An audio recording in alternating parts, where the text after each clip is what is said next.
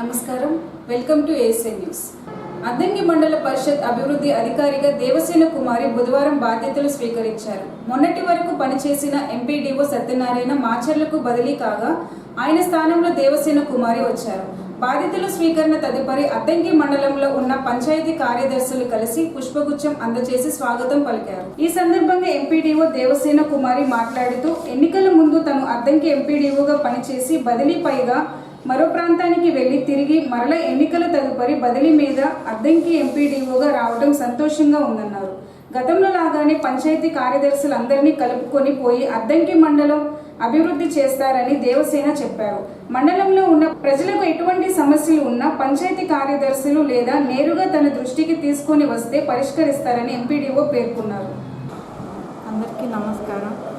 నేను గతంలో అద్దంకి మండల పరిషత్ అభివృద్ధి అధికారిగా పనిచేస్తూ మన జనరల్ ఎలక్షన్స్ సందర్భంగా ఎరెస్ట్వైల్ గుంటూరు డిస్ట్రిక్ట్ నిజాంపట్నం మండలానికి ట్రాన్స్ఫర్పై వెళ్ళి అక్కడ ఎలక్షన్స్ పూర్తి చేసుకొని మళ్ళా ప్రభుత్వం వారు తిరిగి రీపాట్రియేషన్ అంటే వెనక్కి ఎరెస్ట్వైల్ ప్రకాశం డిస్ట్రిక్ట్కి కేటాయిస్తూ అదే మండలంనకు అంటే ఇంతకుముందు పనిచేసిన అద్దంకి మండలంనకే పోస్టింగ్ ఆర్డర్స్ ఇచ్చినందువలన నేను ఈరోజు మండల పరిషత్ అభివృద్ధి అధికారిగా అద్దంకి మండలం నందు విధులలో చేరి ఉన్నాను.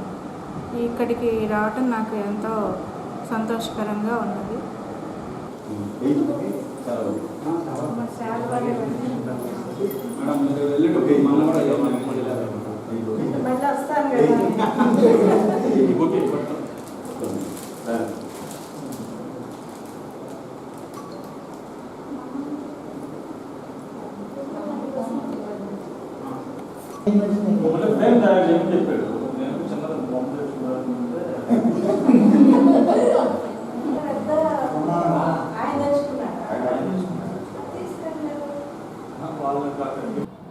పేద ప్రజల ఆకలి తీర్చే అన్నా క్యాంటీన్ స్వాతంత్ర దినోత్సవం రోజు నుంచి ప్రారంభం కానుంది. వైసీపీ అధికారంలోకి రాగా ఉన్న అన్నా క్యాంటీన్లు మూసివేయించారు. 5 సంవత్సరాల నుంచి మూతపడిన అన్నా క్యాంటీన్ భవనాన్ని 10 లక్షలతో మరమ్మతులు చేయించి ప్రారంభానికి సిద్ధం చేశారు. అద్దంకిపట్నంలోని ఎన్ఎస్పీ కార్యాలయం ముందు గత తెలుగుదేశం ప్రభుత్వంలో ఉన్న క్యాంటీన్ భవనాన్ని నిర్మించి పేదలకు 5 రూపాయలుగా అన్నం పెట్టేది. వైసీపీ రాగానే ఇక్కడ ఉన్న అన్నా క్యాంటీన్ మూసివేయించి జగనన్న మహిళా మార్టును ఏర్పాటు చేశారు. ప్రస్తుతం చంద్రబాబు ప్రభుత్వం అధికారంలోకి రావడంతో తిరిగి అన్నా క్యాంటీన్లు రాష్ట్ర వ్యాప్తంగా పునః ప్రారంభిస్తున్నారు. ఆగస్టు 15 నుంచి క్యాంటీన్లు అందుబాటులోకి రానున్నాయి. అద్దంకిలోని అన్నా క్యాంటీన్ విద్యుత్ శాఖ మంత్రి గొట్టిపాటి రవికుమార్ ప్రారంభించేందుకు మున్సిపల్ అధికారులు సిద్ధం చేశారు. భవనానికి మరమ్మతులు, పెయింటింగ్, ఇతర పనులు చేయించారు. అద్దంకిలో అన్నా క్యాంటీన్ మళ్లీ తెరుచుకోవడంపై పేదలు ఆనందం వ్యక్తం చేస్తున్నారు. అద్దంకి పురపాలక సంఘ పరిధిలో గౌరవ మంత్రివర్యులు అలాగే మా యొక్క సిడిఎంఏ వారు మన అద్దంకి పురపాలక సంఘ యొక్క ఎన్ఎస్పి రోడ్ దగ్గర అన్నా క్యాంటీన్ మనం ఏర్పాటు చేయడం జరిగింది. ఆగస్టు 15 కల్లా మేము ఓపెనింగ్కి సిద్ధంగా చేస్తున్నాము. పనులన్నీ కూడా ఫుల్ ఫ్లెడ్జ్డ్గా కంప్లీట్ చేస్తున్నాం. సో ఈ యొక్క మొత్తం టోటల్గా ఈ అన్నా క్యాంటీన్ ద్వారా ఎవరైతే పేద ప్రజలు ఉన్నారో ఏదో పాదచారులు ఉన్నారో వాళ్ళందరూ కూడా అక్కడ వచ్చి భోజనం చేసి వారి యొక్క కడుపు నిండా తినాలనే ఉద్దేశంతో రాష్ట్ర యొక్క ఉద్దేశము. ఆ ఉద్దేశానికి అనుగుణంగా మేము ఆ యొక్క అన్నా క్యాంటీన్ని ఫుల్ ఫ్లెడ్జ్డ్గా అన్ని హంగులతో మేము తయారు చేసి 15వ తారీఖు ఆగస్టు 15 కల్లా ఇనాగ్రేట్ చేయడానికి సిద్ధంగా.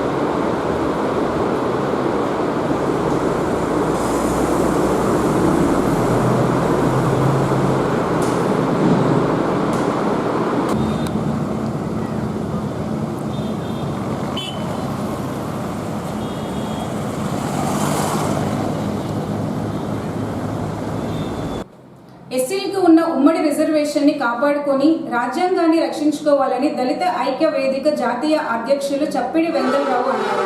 అద్దంకిపట్నంలోని స్థానిక అంబేద్కర్ భవనంలో మంగళవారం రాత్రి మాల మహానాడు అద్దంకి నియోజకవర్గం కమిటీ అత్యవసర సమావేశం ఏర్పాటు చేయగా ముఖ్య అతిథిగా దళిత ఐక్య వేదిక జాతీయ అధ్యక్షులు వెంగళరావు హాజరయ్యి మాట్లాడారు. ఇటీవల సుప్రీంకోర్టు ఎస్సీ వర్గీకరణపై ఇచ్చిన తీర్పును రద్దు చేయాలని మరియు పునః ప్రారంభించాలని రాజ్యాంగాన్ని కాపాడాల్సిన బాధ్యత అందరిపై ఉందన్నారు.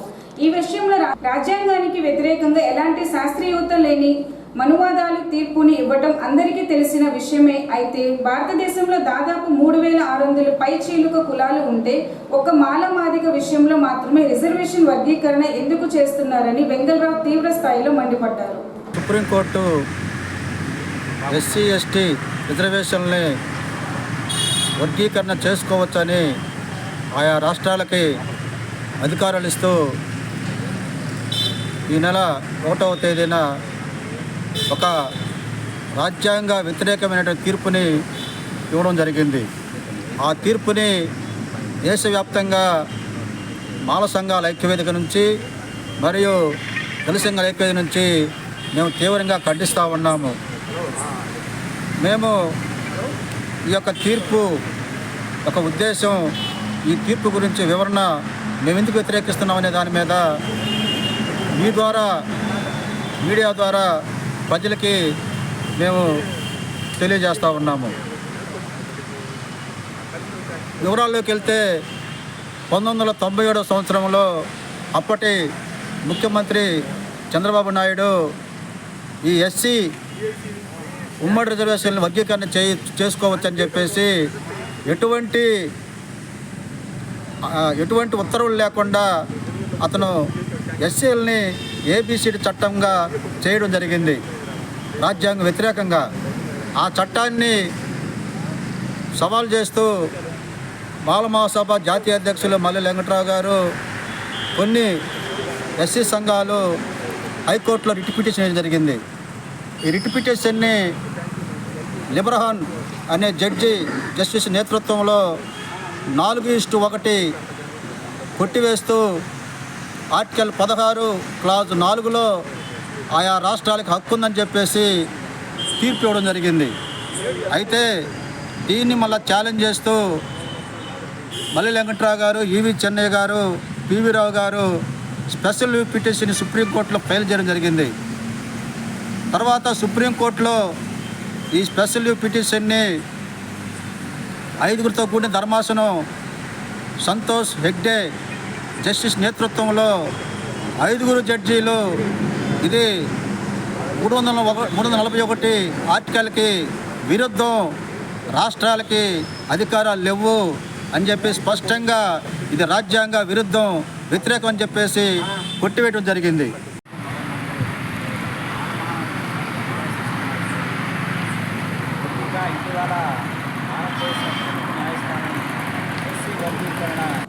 డెబ్బై 78వ స్వాతంత్ర దినోత్సవ వేడుకలు అద్దంకి నియోజకవర్గంలో వాడవాడలుగా నిర్వహించాలని భారతీయ జనతా పార్టీ యువమోర్చా రాష్ట్ర కార్యవర్గ సభ్యులు కమదాని శ్రీరామ్ పిలుపునిచ్చారు. యువమోర్చా శ్రీరామ్ ఆధ్వర్యంలో అద్దంకి పట్టణంలోని భారతీయ జనతా పార్టీ పిలుపు మేరకు హర్ ఘర్ తిరంగ్ అభియాన్ కార్యక్రమాన్ని నిర్వహించారు. జాతీయ జెండాలు పట్టుకొని ద్విచక్ర వాహనాలతో భవానీ సెంటర్ నుండి రామ్నగర్ వరకు ర్యాలీ చేశారు. వందే మాత్రం నినాదాలతో అద్దంకి పట్టణం అంతా హోరెత్తించారు. ర్యాలీలో 100 మంది యువకులు పాల్గొని తమ దేశభక్తిని చాటారు.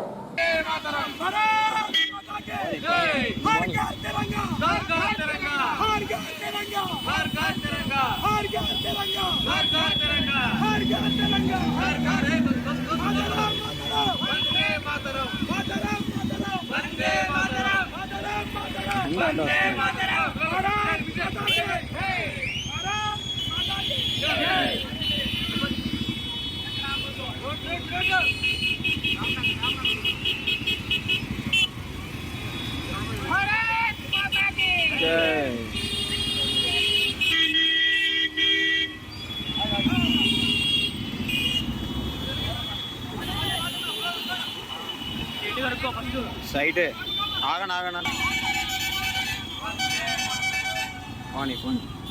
మాతరం వందే మాతరం మాతరం మాతరం వందే మాతరం క్షణం క్షణం క్షణం క్షణం మా కన్నం కన్నం భారత మాతకి సమర్పణం జై బలో భారత్ మాతాకి మాతరం ఇతరం వందే మాతరం మాతరం మాతరం వందే మాతరం హర్ ఘర్ తిరంగా హర్ ఘర్ తిరంగా జై బలో భారత్ మాతాకి भारत माता के जय भारत माता के जय भारत माता के जय जय जवान जय जवान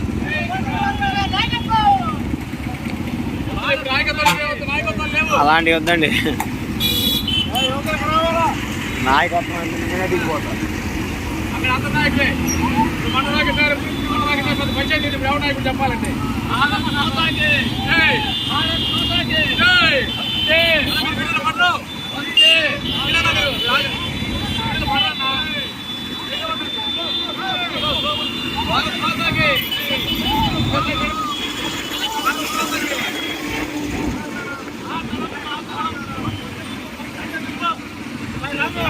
బస్టాండ్ చెప్పి బస్టాండ్ చెప్పు బస్ స్టాండ్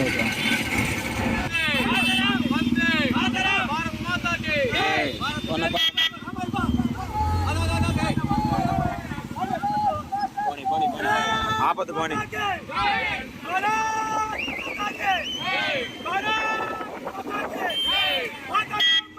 పోనీ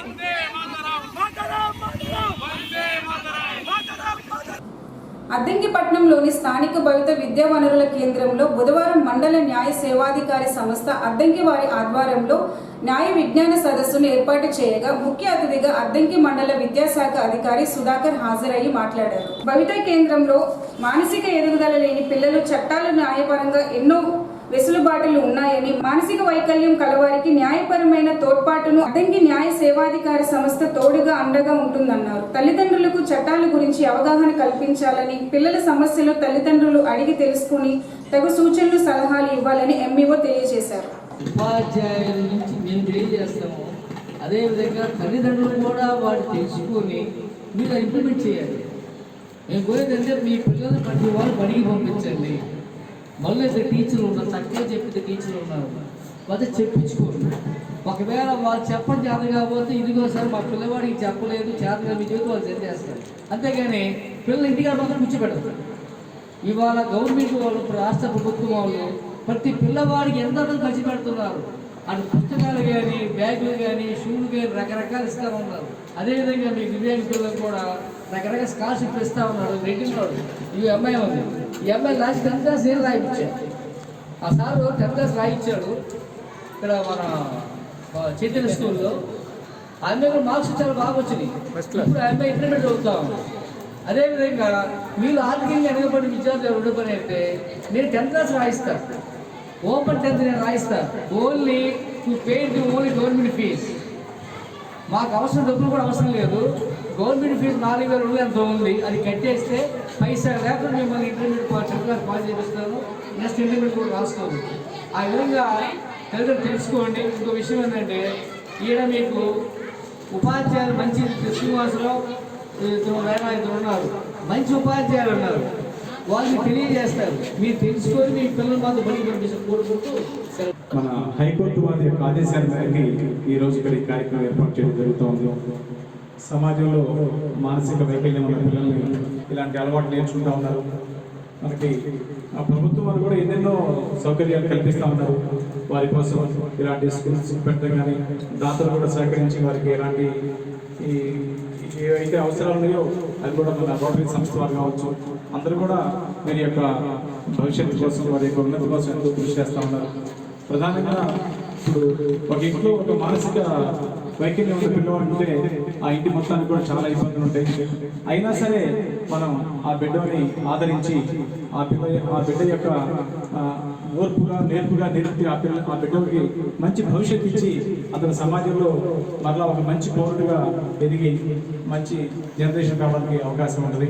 అలాంటి మానసిక వైకల్యం ఉన్న ఇలాంటి స్కూల్లో పనిచేస్తున్న ఉపాధ్యాయులకు ప్రత్యేకమైన నమస్కారాలు. ఎందుకంటే ఇప్పుడు మామూలుగా ఉన్న పిల్లల్ని మనం మెయింటైన్ చేయలేకపోతున్నాం. అలాంటి పిల్లల్ని ఎంతో శ్రద్ధగా వాళ్ళు తల్లిదండ్రుల కంటే ఎంతో కిందగా చూసి వాళ్ళ కోసం వాళ్ళ సైకాలజీ తెలుసు. ఆ సైకాలజీ ప్రకారం వాళ్ళని ఎలా ట్రీట్ చేయాలి, వాడు ఎలా చెప్తే వింటాడు, అలాంటి ప్రధానంగా ఏంటంటే సైకాలజీ మోస్ట్ ఇంపార్టెంట్. ఎదుటి మనిషిని అర్థం చేసుకోవడం, వాడి ఏంటి ప్రేమగా చెప్తే వింటాడు, కోపంగా చెప్తే వినరు. అలా మనం కూడా ఏంటంటే గ్రామ పంచాయతీల అభివృద్ధి విషయంలో సర్పంచులు, పంచాయతీ కార్యదర్శులు కీలక పాత్ర పోషించాలని, ప్రభుత్వం నుంచి వచ్చే నిధులు ఖర్చు చేయాలంటే బాధ్యత రహితంగా ఉండాలని ఈఓపీఆర్డి హనుమంతరావు అన్నారు. అద్దంకి మండల పరిషత్ కార్యాలయంలో గత 3 రోజుల నుంచి పంచాయతీ కార్యదర్శులకు, సర్పంచులకు జరుగుతున్న శిక్షణ కార్యక్రమం బుధవారం ముగిసింది.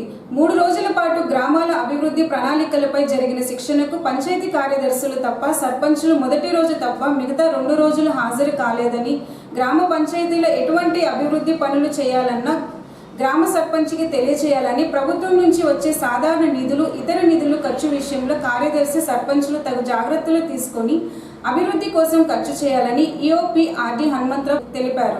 పనులు చేయకుండా బిల్లులు డ్రా చేయాలనుకుంటే కార్యదర్శులపై చర్యలు తప్పవని హెచ్చరించారు. ప్రభుత్వం వారు చేపట్టిన నిర్దేశించిన ప్రకారం మనం గ్రామ పంచాయతీలకు ప్రతి సంవత్సరం అభివృద్ధి ప్రణాళిక తయారు చేయాలి. దానికి సంబంధించి ఈరోజు చివరి రోజు. ఈ 3 రోజులు మీరు మన ఎంపీడీఓ ఇన్ఛార్జ్ ఎంపీడీఓ గారు చెప్పిన విధంగా మార్గదర్శకాలను అనుసరించి ఎంపీడీపీ ప్లాన్లు సకాలంలో పూర్తి చేసి ప్రభుత్వంలో సమర్పించవలసిందిగా కోరుతున్నాను. జీపీడీపీ ప్లాన్ ఎందుకు గ్రామ పంచాయతీల్లో మనమే ఎందుకు తయారు చేయాలి, దీని గురించి ముందు అవగాహన మనం తెలుసుకుంటే ప్లాన్ గురించి తర్వాత వచ్చింది. ఒక పార్లమెంట్లో పార్లమెంట్ మెంబర్ కాకుండా మనకి శాసనసభలో కానీ, శాసన మండలిలో కానీ, లేకపోతే రాజ్యసభలో కానీ, పార్లమెంట్లో కానీ మేధావుల నుంచి వెన్నుకైనటువంటి కొన్ని పర్సన్స్ ఉంటారు. వాళ్ళకి కొన్ని సీట్స్ రిజర్వ్ చేయాలి. ఆ రిజర్వ్ చేయబడే క్రమంలో గౌరవ పార్లమెంట్లో ఒక రాజ్యసభ సభ్యుడు గారు అడిగిన ప్రశ్న ఏంటంటే, మనము పిఆర్ డిపార్ట్మెంట్ ద్వారా కానీ, లేకపోతే మోస్ట్లీ ఆ పిఆర్ డిపార్ట్మెంట్, పంచాయతీరాజ్ డిపార్ట్మెంట్ ద్వారా మనం అమలు చేస్తున్న కార్యక్రమాలన్నిటికి సంబంధించి మనం ఎంత ఖర్చు పెడుతున్నామో, వెల్ఫేర్కి కానీ, లేకపోతే కన్స్ట్రక్షన్స్ కానీ, ఇన్ఫ్రాస్ట్రక్చర్స్ కానీ మనం ఎంత ఖర్చు పెడుతున్నామో అడిగినప్పుడు ప్రతి డిపార్ట్మెంట్ నుంచి ఏమడుగుతున్నారు, యూసీలు పంపిండి అడుగుతున్నారు. అంతే కదా? యూసీ మీన్స్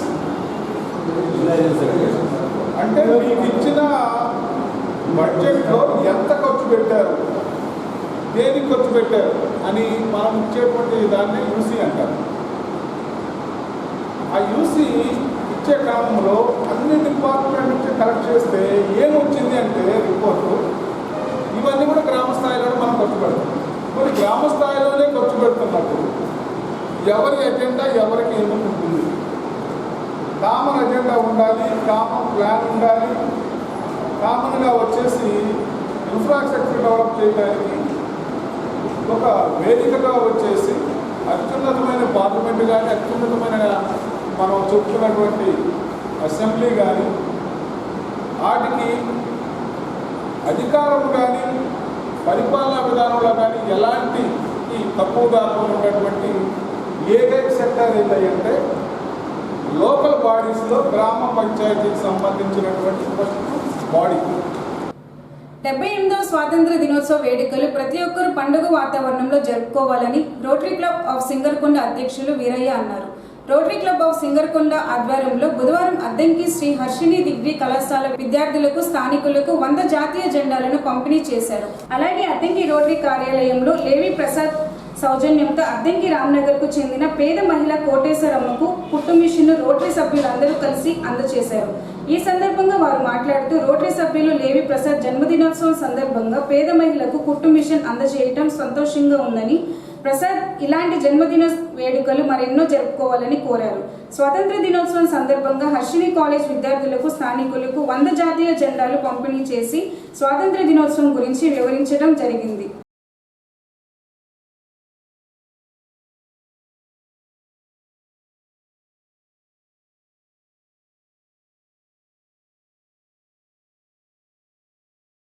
జై బోలో భారత్ మాతా కి జై జై మాతా భారత మాతా మాతరం మాతరం వందే మాతరం సారే జహాं से अच्छा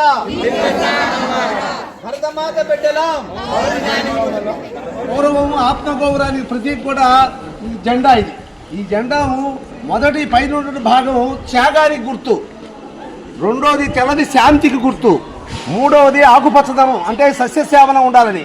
అంటే మన భారతదేశం కూడా ప్రపంచంలో కూడా అందరం ఎలా ఉండాలనుకుంటున్నాం మనమంతా త్యాగమయ జీవులం కావాలని చెప్పి, శాంతియుతంగా మనమంతా బ్రతకాలని చెప్పేసి, మన పొడవంతా కూడా పచ్చదనంగా ఉండాలని చెప్పేటువంటి ఓ మంచి ఆశయాలతో మన బాపట్లో జన్మించినటువంటి ఒక పింగళి వెంకయ్య గారు, ఆయన పెద్ద విజ్ఞాన శాస్త్రవేత్త. ఆయన వజ్రాల వెంకయ్య గారు చాలా శాస్త్రవేత్త, గొప్ప శాస్త్రవేత్త. అనేక గాంధీ గారు పిలుపునిచ్చి చాలా జెండాలు తయారు చేయమంటే కేవలం మన వెంకయ్య గారు చేసినటువంటి జెండాను మాత్రమే ఆ రోజు ప్రదర్శించారు. దాంట్లో మాష్ గారు చెప్పినట్టు 3:2 పొడవు 3:2 నిష్పత్తిలో ఉంటుంది. జెండాను ఎప్పుడు కూడా పైనే ఉంచాలి కానీ కిందకి దించకూడదు. జెండా ఎగరేసేటప్పుడు కూడా చాలా వేగంగా పైకి వెళ్ళాలి. దించేటప్పుడు అవనతం అంటారు, దాన్ని చిన్నగా దించుకుంటూ రావాలి. తర్వాత రాత్రి వేళల్లో ఉండకూడదు. ఇప్పుడు కూడా సాయంత్రం కూడా ఉండొచ్చు అన్నారు కానీ దానికి లైటింగ్ ఉండాలి. దానికి ఉన్నది లైటింగ్ ఉండాలి. ఎప్పుడు లైటింగ్ ఉన్నప్పుడు మాత్రం రాత్రిపూట ఉండాలి, లేకపోతే సాయంత్రం లోపల అవనతం చేయాలి. దీన్ని కేవలం ఒక సైనికులు చనిపోయిన వాళ్ళకి మాత్రమే కప్పుతారు, మిగతా చోట ఎక్కడ కప్పడం కానీ పరచడం కానీ ఇట్లాంటివి ఏమి కూడా చేయకూడదు. దీన్ని ఖాదీ జెండా అంటారు. కేవలం ఖాదీ, ఇప్పుడు మీ చేతుల్లో ఉన్నటువంటి ఖాదీ గుడ్డలతోటే దీన్ని తయారు చేయాలి. ఇప్పుడు సిల్క్ ఇవన్నీ వస్తున్నాయి కానీ వాస్తవంగా దాన్ని అలానే చేయాలి. ఇది ధర్మచక్రం. దీనికి సత్యమేవ జయతే అని ఆ రోజు దేవనాగరి భాషలో దీనికి నినాదం ఉంటుంది.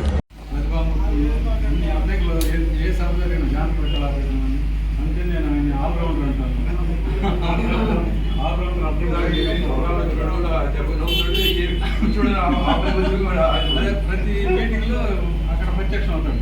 మనం ఒక మీటింగ్ లో పాల్గొంటే ఇంకా ఏముంది అనుకుంటాం. 10 years అయింది, ఇంకా ఎక్కువైతే బాగా యాక్టివ్గా ఉంటాడు.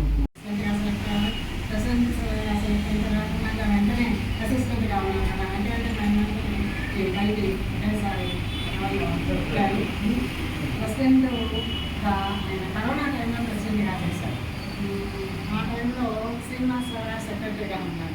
మిగతా సభ్యులకి మెసేజెస్ పెట్టడం వల్ల కరోనా టైం దాకా అందరూ వెళ్ళడానికి బయటికి వెళ్ళడానికి భయపడేవారు. కానీ వాళ్ళిద్దరు మాత్రం భయపడకుండా ప్రతి కార్యక్రమాలు చేసుకుంటూ సక్సెస్ చేశారు కరోనా టైంలో.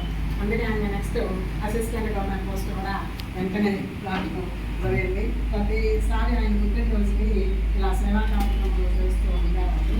నేను ఉన్నప్పుడు అక్కడ ఎఫ్ఎం స్కూల్లో మంచి భోజనం పిల్లలకి నాన్ వెజ్తో భోజనం పెట్టారు. ఆ టైంలో ముందు రోజే సారే మ్యారేజ్ డే అయితే అక్కడ ఫ్యామిలీ వాళ్ళు ఆ టైంలో ఫ్యామిలీ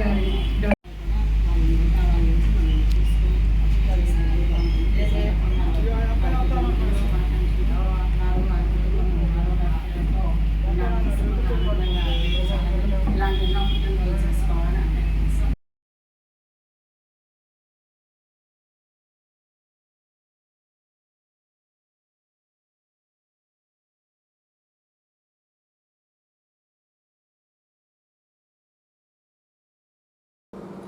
ASM న్యూస్ సమాప్తం. నమస్కారం.